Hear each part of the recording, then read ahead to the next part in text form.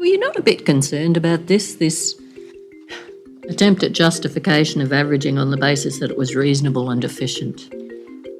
I think, just if I can explain the timing, this is the 16th of January. I've come back to work and there's a lot going on around this issue, and a lot is not known. So I didn't have much of being quite frank, didn't have much of an understanding of the program. I don't actually think a lot of people in the department had much of an understanding of this program and what was going on. So you're all busy giving advice without really knowing what it was about? But I don't think any of us knew enough on the 16th of January to have a view that it was right or wrong. Or it was really preliminary. I think the other point I'd make is this is likely drafted without complete information. That's just the likelihood because there would have been people on leave. So it's marked draft. Welcome to the Westminster tradition, where we are unpacking lessons for the public service, starting with the Robodebt Royal Commission.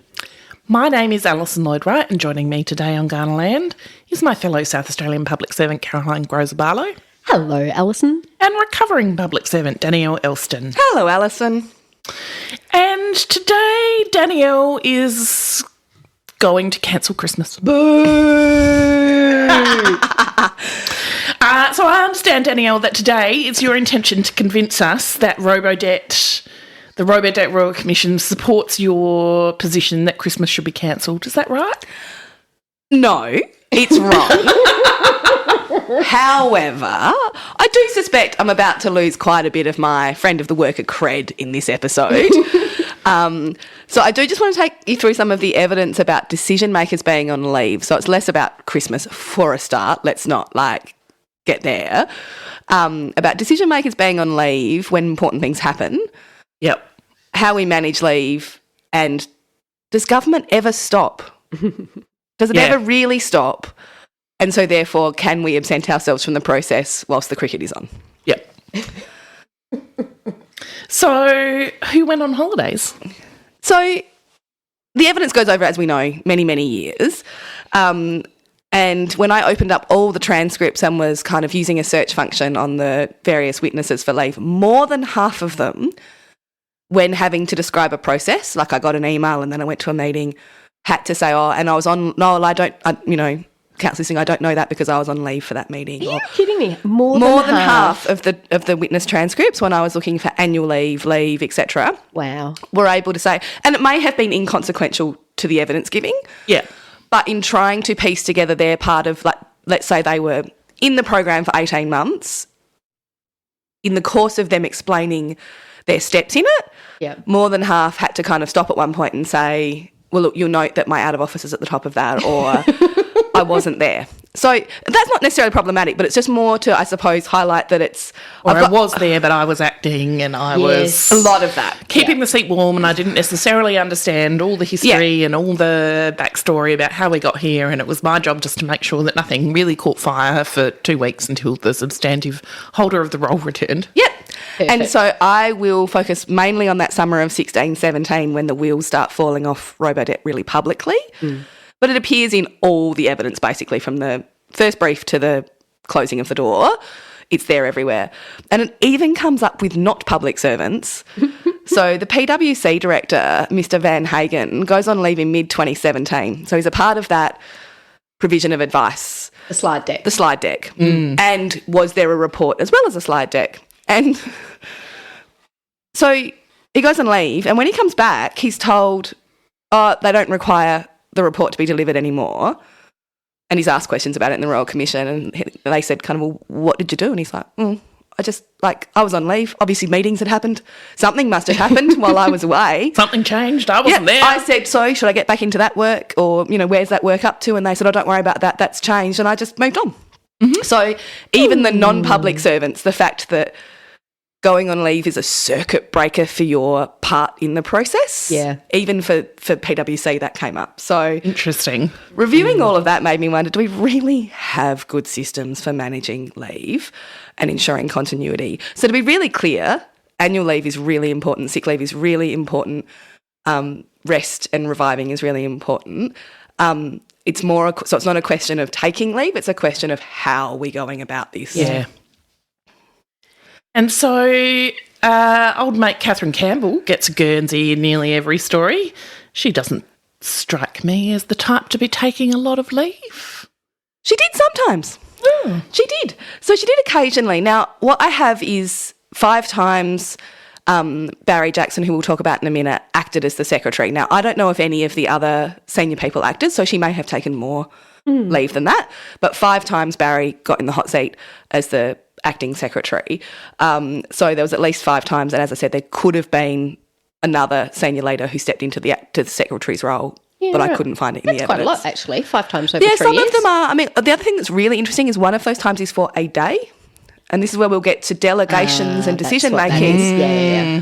So other ones are actual leave, but one of them is for a day, and so that's that other really interesting thing of how the seat, not the person, but the role, just can't be vacant. Yep.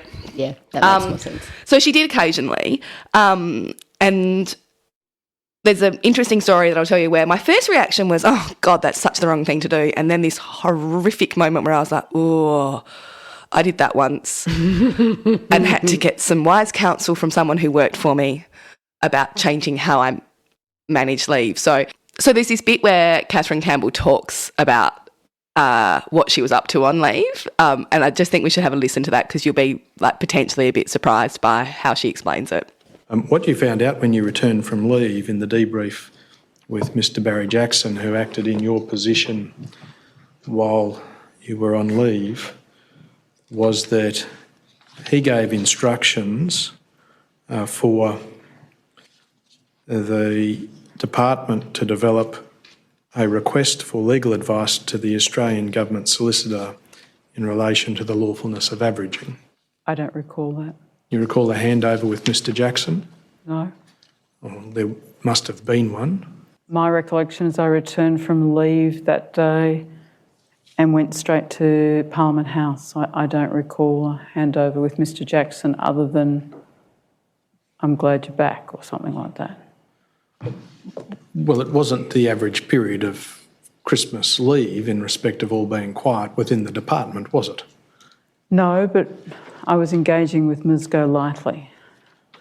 Why wouldn't you engage with the secretary who acted for you while you were gone to find out what, if anything, was in train in respect of the public criticisms of the scheme, which included legality? Because I was talking to Ms. Golightly, who was closer to the topic. How did you know she was closer to the topic if you didn't talk to Mr. Jackson about it?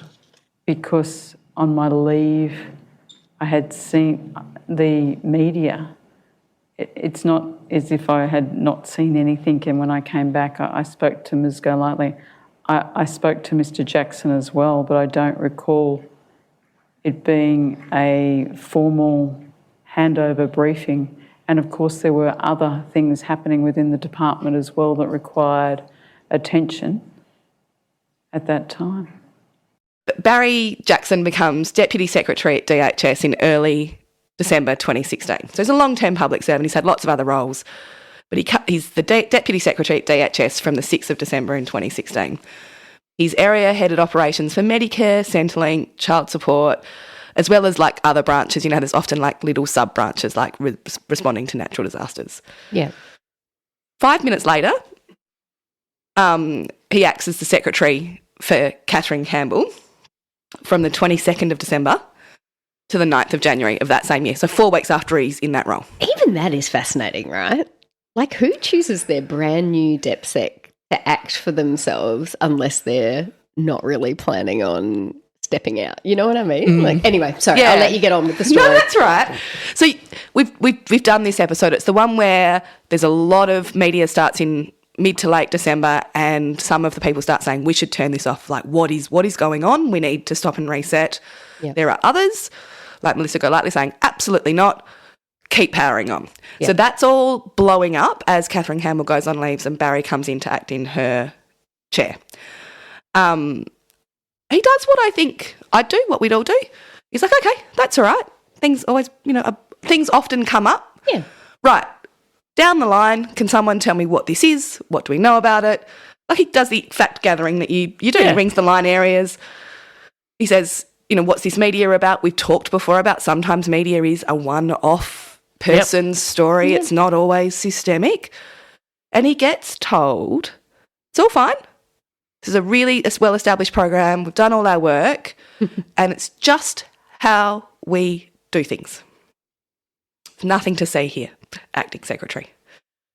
He's like, okay. Like, he trusts the advice, like, prima facie. Yeah. I'm not being lied to. He No, assumes. he doesn't think that. But he's like, I still need to understand more. Like, that's fine.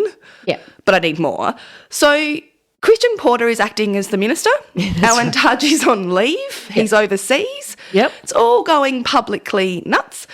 Catherine Campbell's on leave and Barry's in the chair. So you've got what I'm about to is effectively two lots of leaders. Yep. So technically in those chairs on the days, this kind of 2 weeks is very active in the Robodebt scheme. You have Barry as the acting secretary and Christian Porter as the acting minister. And they are doing what we know you do. Collect the information, have a meeting, brief, come up with a plan. Yeah. Simultaneously, you have the on-leave Catherine Campbell and the on-leave Minister Tudge with what the evidence shows is significant phone and email traffic. Interesting. And Catherine Campbell going back into the agency and getting advice from the agency. While on leave. While on leave. So that's all happening at the same time. And he goes to brief Christian Porter. Yeah. And so I think he does what I probably would do. I mean, we know, we've been in this for nearly a year now. It's complicated. Yeah. In some ways and incredibly simple in others. So Melissa Golightly's the line leader and he says, well, I'll step back and you brief the acting minister because you know what you're talking about. That sounds right. But Barry's still not sure. Right? Barry's still not sure that anyone's been able to show him the legal underpinnings of this. So he does something really critical and asks for legal advice. So that makes perfect sense to me. Yeah. Because really all he's getting is this is how we've always done. We've always averaged. There's no problem. And he does well, show me the act. That's okay. And I don't know if you've ever been in a situation where someone says, oh, that's how we do it, or that's the rule. Yeah. And you've ever had to say, could you show me where that rule is? Yeah. Show me the part of the act or regs that or the rule policy exists even, in, or we don't open the windows on Fridays. That's the rule around here. And you get this thing, and you're like, where did we write that down? Oh, well, we haven't really written it down. Well, then that's not a rule. Turns out. So he does the thing of going, where is it? Like, where is it written down? He does it verbally, and then, unlike a lot of the characters in this story, he follows it up in writing. Well, good on you, Barry. Go Barry, bit of record keeping. Crazy. He specifically asks Melissa Golightly to go and get some AGS advice. And she responds in writing, yep, she's onto it. This is all around the 6th of January. On the 10th of January, cricket winding up, lights starting to turn on, Catherine Campbell comes back and Barry goes back to his substantive job. Mm-hmm. The handover back is a contested space, so Catherine Campbell's evidence is different to Barry's. And he comes across to me, to be honest, as a very thorough public servant, someone I really recognise who takes notes and does those kinds of things. Yeah. He says he gave a verbal handover and he gave a high-level update on Robodebt, and he did note there was other stuff going on. Yep. Was not actually the only show in town. He says he didn't do it in detail because he was aware that whilst on leave, Catherine Campbell had been reading all the media, reading the emails, reading the draft briefings, talking to cabinet ministers and doing all that stuff. So there's a lot of cooks in this kitchen for 2 weeks. So he's adamant. He told her he'd requested that legal advice. So let's just back it up here for a second. It's clear that there was definitely chaos from having kind of two bosses at the same time, right? So you've got Barry who's acting and then Catherine's on leave, technically, but is still answering emails, ringing ministers. How have you ever fought the urge to dip your oar back in while you're on leave? You keep working the job, even though someone else is doing it. Yes. And that is the cringy moment for me, Alison, reading this going, oh my goodness, Catherine Campbell wasn't helping, she was hurting.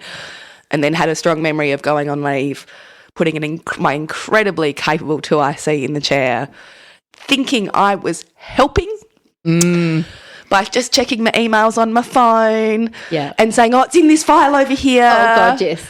Definitely done that. Thinking that I wanted her to be really successful. So I'm not entirely sure my version lines up with this version, to be very clear. Wanting her to be really successful, wanting her to show ministers how capable she was, and not wanting that to be because she couldn't find something and, oh, no, you've got to give that one to Alison, and if you just go and get some advice from over here on that. And when I got back, she said 2 things. You needed a holiday. And it would appear to me that perhaps you did not empty your mind of these legislative reform projects because you seemed to have a lot of thoughts and advice for me. Secondly, I might not have got it right, and that's how I'm going to get better at it. Yeah. Oh. And I'm prepared to grow and stuff it up by not knowing everything. I don't need you to kind of hover. Yeah. And I really genuinely thought I was being helpful because I thought she was absolutely amazing. So my intentions... But in some ways you were disempowering her at the same time. And God. the message that other people take from it as well is really important. So, like, in this case, you know, Catherine Campbell is giving the implicit message the whole time, don't worry about Barry. Barry's not the guy. He I'm asked the for guy. legal advice. Yeah. Don't worry about it. I'm the guy, right? Yeah. And I was thinking, I mean, I've definitely done the medal from leave, but actually I remember one time when I went on leave and acted someone in my role and I completely dipped out.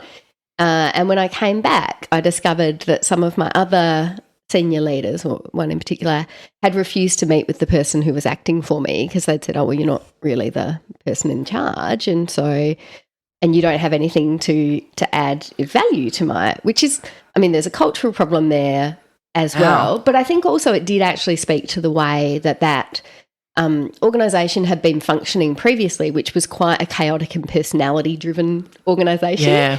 And so the idea that the person who holds the role has value to add, irrespective of who the person is, just like hadn't permeated at all.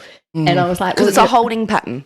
That was exactly It's it. not a role in a chair, which is not about the person. It's just the job of Keeping secretary. it warm. Keeping it warm. Someone has to sign the whatevers and... Yeah.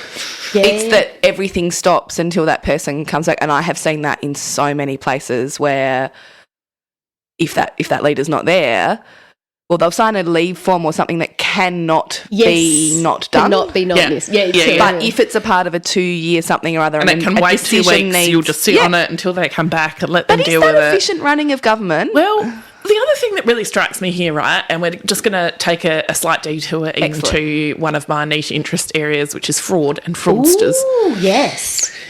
But particularly in the context of like Robodebt, is surely having someone else in the chair, and clearly here actually Barry, as disempowered as he was by Catherine continuing to kind of dip her oar in, surely the advantage of having someone act who doesn't actually know heaps necessarily about the dirty history of why things are the way they are is a terrific opportunity for a bit of critical assessment about So true. how and why we do things. The parallel with fraud is sometimes people who are fraudsters refuse to take leave because they know that if someone has to look into what they've been doing, they'll get exposed. And so I think it's a terrifically good practice for everyone to actually fully absent themselves from the role while they're away. Yeah. I uninstall my work email from my phone when I go on leave. That is so brilliant. Because I can't, it's like a compulsive reflex checking the email. And the only way I can make myself not do it is I take it off. I think that is genius. And just because they will actually call you They'll if ring there's me, a disaster. right? Like if it's really, and what constitutes disaster? the disaster, right? But also some of it is single point of failure. Like I've come back from leave once, not for a crisis, but because someone we needed to brief had been really unavailable and was suddenly available, and I was the only person across briefing them. Yeah. And we had one shot in the can to kind of try and kind of persuade them. persuade on the thing. them. Yeah. And so, I got the call, look, we know you're an hour and a half away at a holiday house. Would you consider driving in tomorrow? Yeah. Because this has just happened. So that, I think, was not or meddling, because we sometimes have single points of failure. Yeah. So it's a balance, right? Like, it is a balance. Everything's a balance. And senior leaders, like, yes, you leave is you leave. And sometimes you are someone who knows something critical. But I think if they have to phone you, you've jumped a number of hurdles to get to that far. Yeah. Well, like, I've dialed into, we were getting a briefing from a consultant. Yeah. It took place while I was on leave, but I really wanted to have the chance to listen and ask questions. So, Yeah. Yeah. So I think Not there's perfect, a balance here, but the lack of clarity is a big deal. So that's listening. You weren't making decisions, right? So I think one of the big ones is, like, who's making decisions. So Barry made a decision to request advice. Yeah. A written decision to request advice. That would have ended the program. That would have ended the program had it not mysteriously gotten lost after the 10th of January. and so how did it get lost? Because we know there's like 2 times of year where broadly everyone is on leave. Australian summer. Yeah. Northern Hemisphere summer. Yeah. Was Catherine Campbell the only one on leave watching cricket? No, she wasn't the only one on leave given the time of year. So our head cat lawyer, Chief Counsel Annette Massolino, is also on leave. She's on leave from the 3rd of January to the 15th of January, but I think it's important to note that they have a close down. So not all states and not all departments, this is not a uniform way of doing things. There are just different ways of doing it. Yeah. Some places close from the logical last bit just before Christmas Eve to the first business day after Australia Day. And DHS technically had, although as we can see there was quite a few busy people. So I suspect she was on leave from before the 3rd of January. It was just that was their technical kind of close down period. Oh, yeah. Alison was never a Commonwealth public servant. She doesn't know about the freebie Christmas. So, Free Christmas? yeah, so this was one of the great sadnesses of moving back from the Commonwealth to the state. When I worked at Defence, you literally just got like 5 days of extra leave on top of all your other leave when they did the stand down. And it was like, when I came back here and they're like, oh, we're standing down, I'm like, hooray. And they're like, yeah, you have to take your annual leave. I was like, what now? Yeah, so that's probably Outrageous. what was happening. Anyway, we'll get on to that. We will. So she's on leave right up until like a good 5 days after Catherine Campbell gets back. So that's important because those critical issues this was that time when we could have stopped Robodebt. Like, there was a real opportunity here to stop it 2 years before it was stopped. And this is the time where Barry Jackson asks for that legal advice. Yeah. And when he went back to his role, that legal advice never eventuated. And we never really get conclusively to the bottom of who stopped it.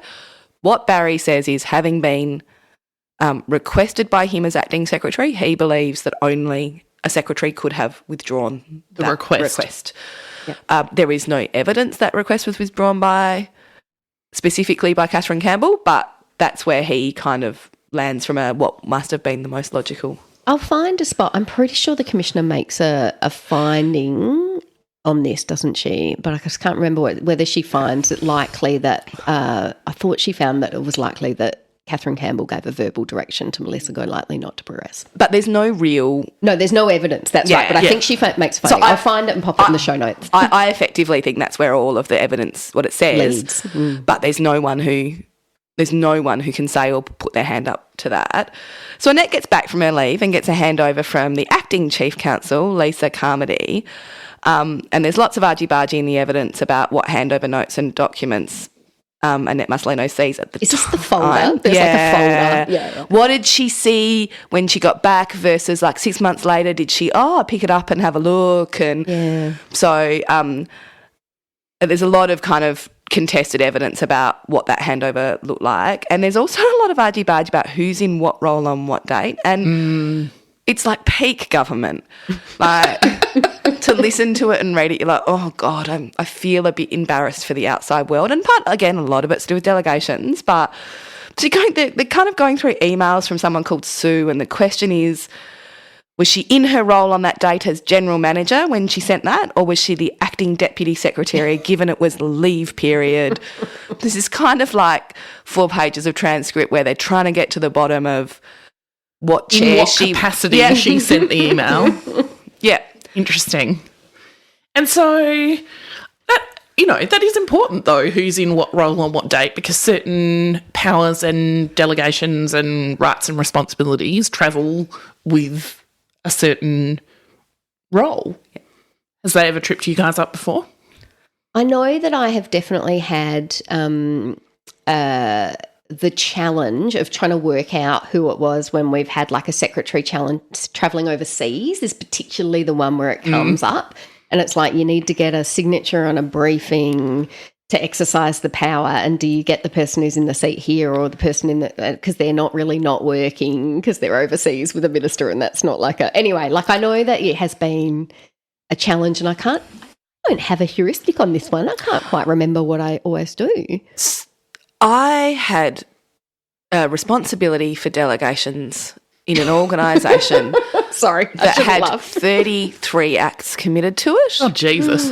And it was not just the boss who had delegations, but I am talking about some acts, the name of an inspector would be have to be gazetted. In some acts, as long as the role title was Y, and there was 33 of them, not one of them had the same system. Yeah. So this isn't just secretary's gone overseas for a week with the minister. This is every time so-and-so calls in sick, is there something that needs to happen? I mean, look, in fairness, when I say I had this role, it sat underneath me. I just kind of wept quietly as people brought me things and went and explained it to me, and I'd have to go, okay, I think this one's that way and this one's that way. Yeah. So I have had that where the delegations, and they're things that happen every day, so kind of like parking fines, things where they happen every day. Yeah. Including Christmas and who gives a parking fine on Christmas anyway? Well, it's not a parking fine, but like, you know, we still regulate things, and particularly, for instance, say liquor over Christmas, we do go and check that licenses and things are all operating the way that they should. And so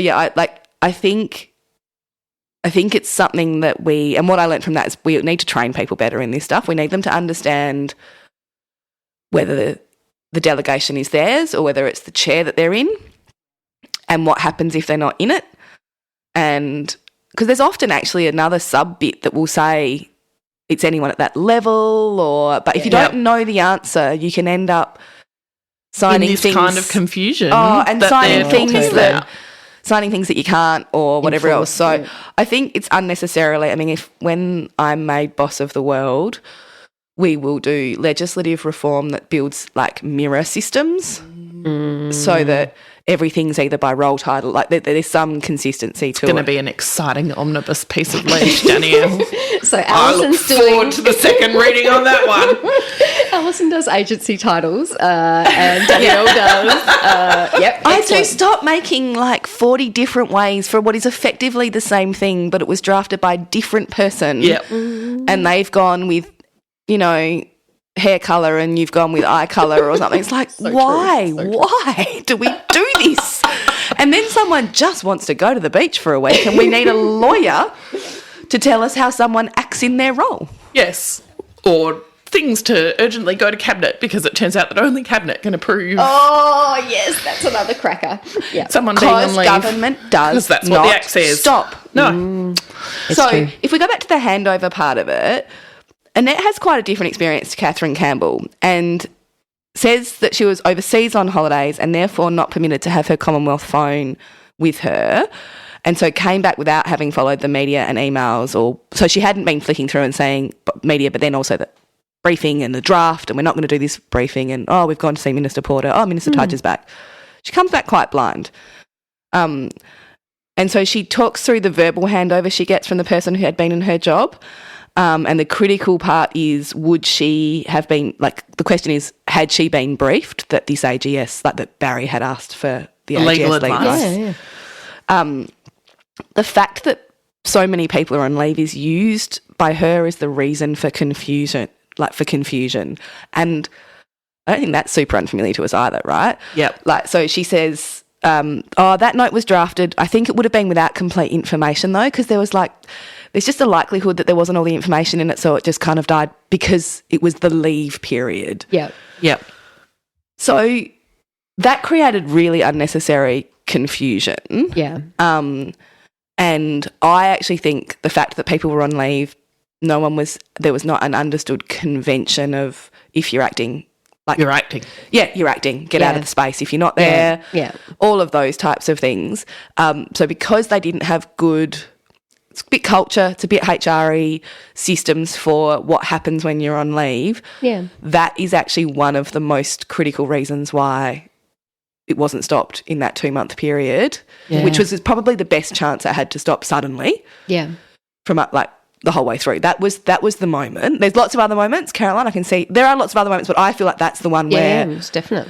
if everyone had been on deck Yeah. and everyone didn't have a chance to go, oh, I don't know, I wasn't there. Oh, was there an email while I... I don't know. Yeah. Yeah. Then it would have been much harder kind of thing. Absolutely. So, except you're not trying to cancel Christmas per se, but how can we make sure that when everyone does go on leave, because government doesn't stop, how do we stop it from becoming a mess, a confusion, a time where people don't really take responsibility? Yeah. So in my time in the state public service, I worked through the Christmas period. So I never worked in a place that did a mandatory close down. Because in South Australia they're gazetted, so areas decide if they are mandatorily closing down. Now, if you're not you still have a very skeleton staff. It doesn't mean everyone's in there typing, but a close down is a different legal meaning to not having one.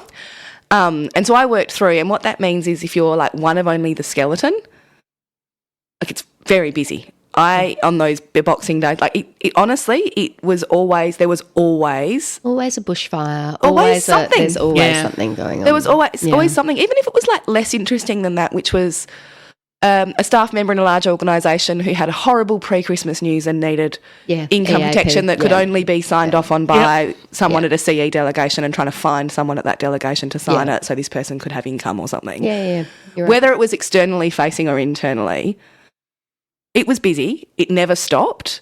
Media had to like fill up newspapers. Yes. So that's when you get the like 26 December, what's the change for 1 January? And if people haven't gotten organised before they've all gone off to cricket and beat. So I never found that, obviously it slowed down, but it only slowed down, didn't feel like it because you're the only one there. So instead of having 100 of you doing it, there's 2 of you. And so it feels quite busy. So one of my things is I actually don't believe in closing down government departments between Christmas and New Year, because I actually don't think it really happens anyway, and we should just bite the bullet and be realistic that we need this X number, it wouldn't have to be a lot, and that they are responsible and they make the decisions instead of calling people on leave and kind of making just a really, what I think, false assumption that things stop. Now, lots of things do, but not enough. Yeah. Interesting. Fair enough. I mean, you two don't have to be the people who work through Christmas, by the way, because you're looking highly unconvinced is what I would say. But I just don't think it's right that it stops. Like, it slows right down but doesn't stop. And so let's put in proper... Yeah, I think there's something about that clarity that would be more helpful in that, because I often work through Christmas because I find it actually quite a nice quiet time to like do my filing while I wait for the urgent thing to pop in. Yeah. And I do think, though, that idea that you are empowered, like, Alison, I'm just turning over and over in my head this idea that you could view this as an opportunity to kind of just have fresh eyes on some things is a really interesting idea. That to me feels like how you reframe this problem. I think that's right. And properly empowering the people to act on those fresh ideas, fresh eyes, or at the very least brief you on them properly when you return. Yes. Yeah.